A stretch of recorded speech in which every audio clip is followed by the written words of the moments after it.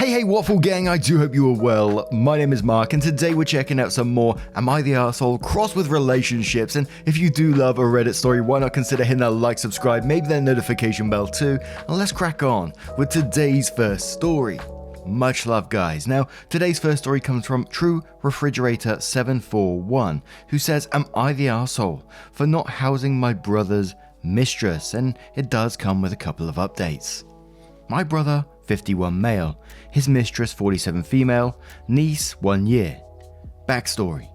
My brother had an affair on his wife. They have 5 kids. After quitting his job, they moved into his in-laws. My brother's mistress got pregnant. She decided to quit her job. She was evicted from her previous rental, leaving my niece homeless. My brother's wife decided to try and work things out. I ended having a lot of family pressure to allow my brother's mistress and my niece to move into my rental, to try and create a stable environment for my niece. Eventually I agreed to allow them to move in with a couple of conditions. 1. Pay $500 each month. Most of it goes to the cost of the utilities. 2. No dogs. The mistress quickly agreed, since the rent is extremely cheap, and let us know she will be starting a new job soon. The first month I received half the rent. Then the last 5 months, nothing at all. It's become a burden for me to keep them there. I am working additional hours to cover the expenses. My brother's mistress never went to work. I've tried and tried to talk to them, trying to work things out. It's going nowhere. I gave his mistress a 30-day notice to move. During that time I found out she is pregnant with baby number 2. My brother's wife kicked him out and he moved into my rental with his mistress. They didn't leave after the 30 days. They ignored my attempts to talk to them. So I served a 5-day notice. Still no reply. So I went to the court and filed for an eviction. Since they were served, my phone has not stopped. Just about every family member has called upset. My dad told me to finish it. He feels like my brother needs to man up and take care of his kids, both from his wife and his mistress. My dad told me to put my kids first. My mum, however, is livid. She told me that I would be responsible if my niece and the new baby will be taken away by CPS.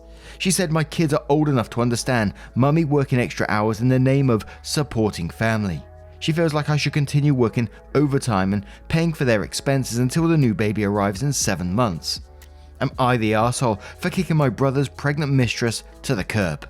And we have a couple of mini updates, then some relevant comments to questions that were going on, so we're going to cover those straight away. So to answer a couple of questions, yes, she is pregnant. I was there at the ER when the doctor told her. I also found out she wasn't using any birth control. As of right now, the court date is Monday morning. I should find out there if the judge will allow additional time for them to stay.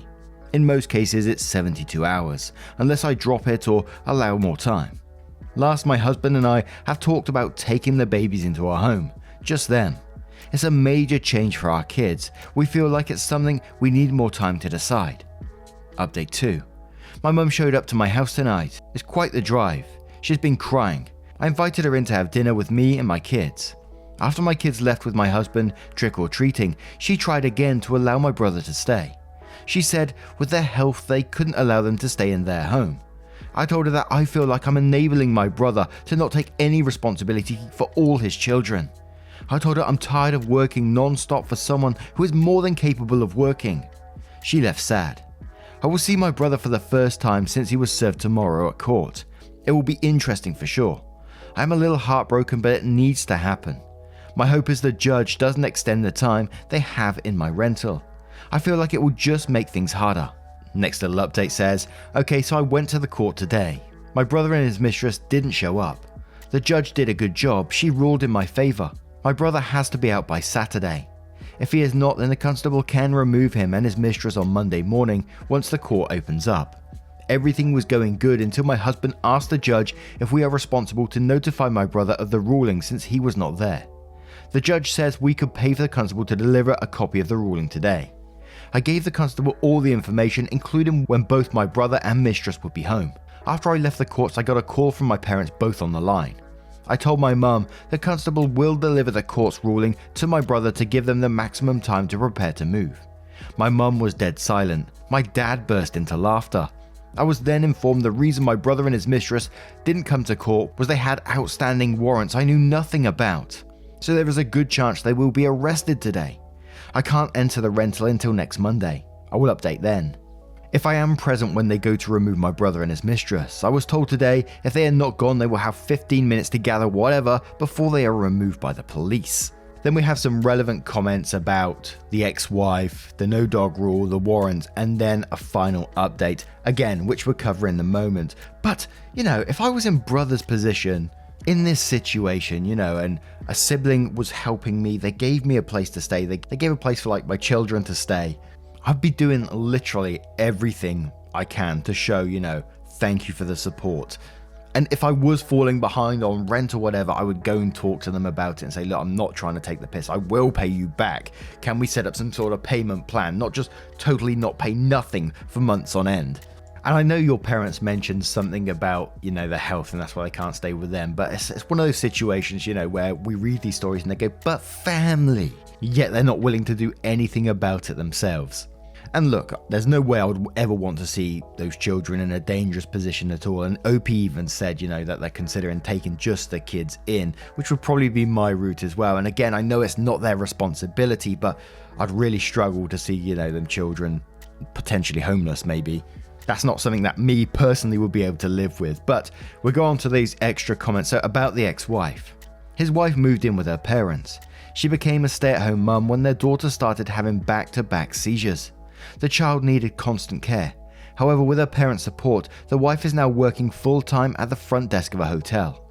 She's wanting to go to school in January to do respite care for sick children. They moved in with her parents when my brother decided he didn't want to work anymore. He's gone through jobs most of his life, but always found a different one. Until this all began with his mistress. About the no dogs rule. I did not want to bring up the dogs that much since I felt the main subject was lack of rent, but they ended up getting the puppy 2 months ago. I found out about it after a post I saw on Facebook. I asked them to remove it from the property since I am allergic, which is why I said no dogs. His mistress told me it's her emotional support animal. Keep in mind I've received no written notices or paperwork for the dog showing that's just a response for not getting rid of the dog. I'm sure if the dog peed, lost hair, or so on in the house, those rooms will have to be deep cleaned and the carpet, padding will have to be replaced. AC vents cleaned. It's not a small allergy. I get shots on a weekly basis to help with it, but I still have to be careful. About the warrants. Yes, they do. I have no idea they got in trouble. My mum knew it and kept it from me. My dad, on the other hand, thinks this is deserved after all he has put his wife and kids through. I'm not allowed to enter my rental until Monday. I don't know if my brother will be out of jail by then. I feel kinda bad for feeling this way, but I hope I don't see him. I don't want any more drama. His wife asked if she could move in the rental since it's on the same street as my parents and her parents. I told her to let me think about it. She's an amazing person. I just don't know if I want to rent a family anymore. It's been a complete nightmare. So, update. Here is the update for this week. The constable and we showed up to the property. He told them they had 15 minutes to grab whatever and leave. My brother went off. I sat in the car. My brother started threatening me. I'd never seen him act so horrible. I just sat in the car not replying. Then he just started smoking, not packing anything. His mistress was screaming from the house saying, "You told me I would never have to move. You told me your sister wouldn't evict me." The last mum. I'm not sure what that meant. My brother slammed the door into the constable's face and locked it and refused to leave. At that time, additional police were called out. My brother's response was yelling he was going to knock me out. He has a gun and will use it on me. Again, he has never treated me this way, so the police asked me to leave and go get lunch, in the hopes they would calm him down. Nope, it didn't work. They had to knock the front door in.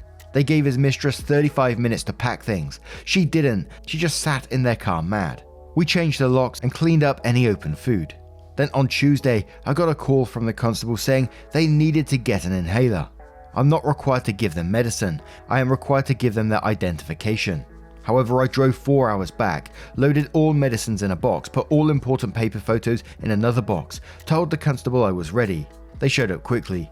He handed them the boxes and they had another meltdown, calling names, more threats, because they wanted to go into the house. I was told they set up secret cameras and they were watching me, and no, I touched their stuff. The constable told them it was illegal to secretly record on private property and they could go to jail for 2 to 10 years. Then my brother started walking towards the constable in an aggressive manner, so I called the police. My brother told them to arrest me. The police told him I wasn't the one going to jail. His mistress took the boxes and left while yelling. I know I have to see them again, but I'm thinking about filing a restraining order against them. The police recommend I do that.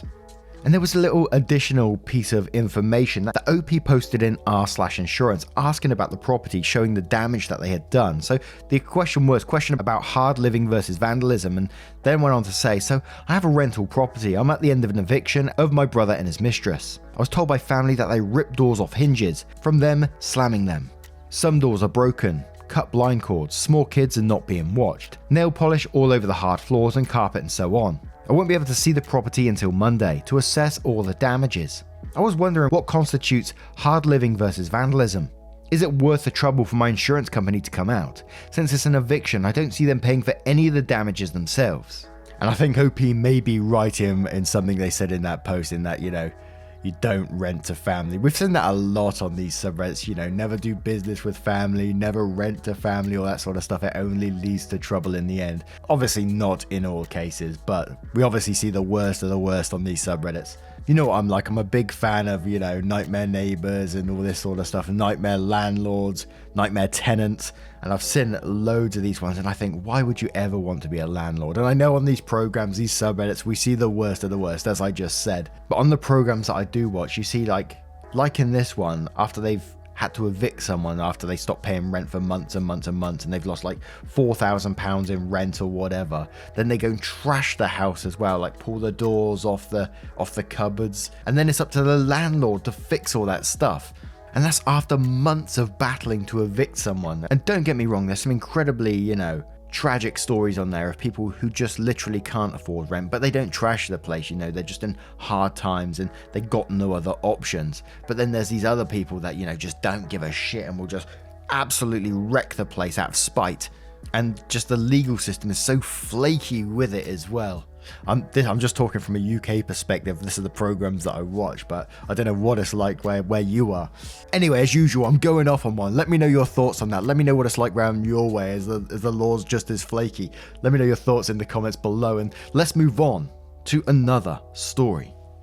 And before we get into our next story, there is mentions of infertility, so I just wanted to give you that warning. Please feel free to use the timestamps if you want to. That's what they're there for, and let's crack on with it. So this story is from It's a Throwaway, who says, wife 38 female is convinced that she is pregnant even though that every pregnancy test, store-bought and medical, comes back negative. It's taken a toll on our marriage because she thinks I'm going to abandon her and our twins. And this does come with an update. This is all over the place and I really need help. My wife and I, male 42, have been married for 2 years, together for 15. All this time we had either not decided to have kids or had problems getting pregnant. After some medical testing, we found out that it was near impossible to get pregnant due to some medical issues with her. We were thinking of adopting when one day she came home and told me she was expecting. Of course, I was super happy. A week later we had an appointment at the gynecologist and she had some blood drawn. The test came back negative, and of course I was devastated, but she wasn't. She claimed that she was pregnant and that the doctor was wrong. We took some more store-bought ones and they all came back negative. My wife is in complete denial. Now she claims we are having twins. She is buying them clothes and decorations and is pressuring me to start with a nursery. I'm at a loss and don't know what to do. My inaction is making her believe that I want to leave them and that I'm going to doom my wife into the life of a single mum. What the F is even happening? I love her, but I don't know what to do. Oh, wow. As I said, we have a couple of updates as well, but that is incredibly sad that your wife and you are having to deal with that right now. And I'm not trying to diagnose or anything like that, but to me it feels like there is something mentally going on here for your wife to think that she's pregnant after, you've had multiple tests. And I've heard of like phantom pregnancies and stuff like that before, but the fact that she's going to like trying to get the nursery done, buying clothes and everything like that, it does sound like there's more going on here. And the only thing I could really think of is talking to that doctor that maybe you had the initial blood test with. But that's an incredibly sad time for both of you, but we're going to move on to that update to see what happens next. So it has not been that long, but I need advice again from you guys about the same topic. I called up our primary doctor and told him about the problem. He seemed very concerned and wanted us to come in the next morning. He said it was important to be gentle but not feed into her delusions. I sat her down and we talked. All she wanted to talk about is when I would get the nursery started and that we were on a time crunch, and how she found a perfect colour for the room, how she wants me to be more involved in her pregnancy. I tried to be very calm, but I was perturbed by seeing her that way. I asked her to go to the doctor with me tomorrow. She said yes, that she wanted to check on the baby either ways. Now I took some advice and words you gave me about being calm and asking her a bit about why she thinks she is pregnant without calling her delusional. So I did. She kept changing subject or saying that a mother just feels it. You wouldn't know how it is. Then I said that I loved her really much and I would never think of leaving her, but we needed to go to the doctor to confirm her gut feeling. She got very agitated and was crying, telling me that if I wanted to leave her, I should simply leave, but I shouldn't call her a liar. Somehow I managed to calm her down enough for her to go to sleep. After she did, I went on her computer. I do never snoop on her, but I remembered a commenter pointing out on forums about cryptic pregnancy, and so I went for a lookout. Oh boy, she was in 2 Facebook groups. One was a normal mummy Facebook group and the other group about women that believed they were pregnant. In the normal group, she would post updates about her symptoms and pictures of her belly and her story about how she was almost not able to have children, but that's to the grace of God that kissed her tummy, the gift of life that was given to her. And she was compensated for all these years of suffering with twins. In the other group, the women were quite literally, and excuse me here, fucking insane. They were feeding in each other's delusions. A woman said that she was almost 2 years pregnant and how sometimes it just takes longer. My wife would post there complaining about doctors that do not take her seriously and about me. Some women were making her fear that I would leave, saying things like men cannot stick to a woman. Many recounted their stories about how their marriages broke down because their spouses could not handle the pregnancy. I was really fucking scared. I researched phantom pregnancies and I read somewhere that that could be a sign of schizophrenia. So to say the least, I could not sleep. I was and am still very afraid of losing her. She woke up and I tried to act like nothing was wrong. We were going to the doctor and it was as if nothing had happened yesterday. She was convinced that we were going to get a pregnancy checkup. Things got really bad when we began talking to the doctor. He was really tactful when talking to my wife. He tried to explain to her that it was medically impossible that she was pregnant. We tried to show her tests, the ultrasound we did the day before, but nothing. She got more agitated and began to cry and scream at me for making her look like a crazy person. She began bouncing back and forth and holding her head with both hands. We could not calm her and she went on a full-on panic attack. She could not breathe. The doctor laid her down and tried giving her some medicine for her to relax, but it did not help as he didn't have the necessary tools to treat a panic attack that was that bad. She had to go to the hospital where they took care of her, did an EKG to exclude that she was suffering a heart attack. At that point, I really had no other option than to inquire about involuntary committal. So I could not do it myself. I needed my doctor's statement that she was a danger to herself and others and had to initiate the process of an involuntary examination of 72 hours. After that, we will have to submit a written statement to the court to determine whether or not she can stay there against her will. So far, I've submitted all her posts in both Facebook groups as well as the test we did with timestamps when possible. My wife is 2 days in the 3-day examination and I have had no contact with her. When I last saw her, she was furious with me. She said I was taking away her freedom, which I am. I feel horrible, dirty and useless. She is so mad at me. I feel like I'm abandoning her and I don't know how she will ever forgive me for this. I love her with all my heart and I'm afraid of what will happen if the courts decide that I can't commit her, how our life will be affected. I feel like I failed to protect her. At this point I am just rambling. Sorry for the long post. I guess I just need to vent because I have no one else to really turn to that just wants to listen. I feel judged by everyone and pitied. I just hate it. Sorry for the spelling mistakes, and edit. I will not fucking leave my wife, you unempathetic dickheads. When I gave my vows, I meant through illness and bad times. I'm not only on the ride for the good times. If you truly love someone, you do whatever it takes to see them healthy again. Would you leave your spouse if they went through a severe physical illness? I'm here to stay. I will not divorce her. She is not a fucking psycho. She is sick. I hope no one of your loved ones ever has to go through this because their support net will consist of cowardly dickheads. Sorry for the rant, but if you want to say in something in line with divorce that nut, then don't even bother. I understand people that make the choice to leave the situation when it begins to mess with their mental health, and I respect that, but I won't do that. Edit 2. My wife didn't have a heart attack. She was examined because panic attacks register with similar symptoms as heart attacks. I don't know exactly what our doctor gave her as I was so distraught, but it was not a sedative. I think it was something along the Valium or Baldrian, over-the-counter stuff mostly. She has family, she's estranged from most of them. Her sister is now at our place to help. Also refrain from such stupid comments like, "I'll bet she will leave, bro. She is cray, how did you marry her?" Because they are not helpful at all, especially the bets that are going on that my wife will leave me when she gets better. Just seems like you want me to divorce. Get a life. Final update. Hi guys, it's me again. We have had a lot of time on our hands, so I thought why not update the community that helped me, even if it was just to let me know that I could vent. I don't even know how much time has passed, but I'm very happy to say things that are working out. I have my wife's permission to share this with you all, and she is even telling me to greet you. After being in the 72-hour stay, it was determined that she had to stay there. My wife was pissed for the first few weeks. It was a devastating time. But time and therapy heals all wounds. Slowly I was allowed to come visit, and every day I went I saw a bit more of the person I loved. There were setbacks along the way, and I had to watch a lot what I said and did. For example, the first few weeks she wouldn't tolerate touch or something like that. Our trust had to be regained slowly.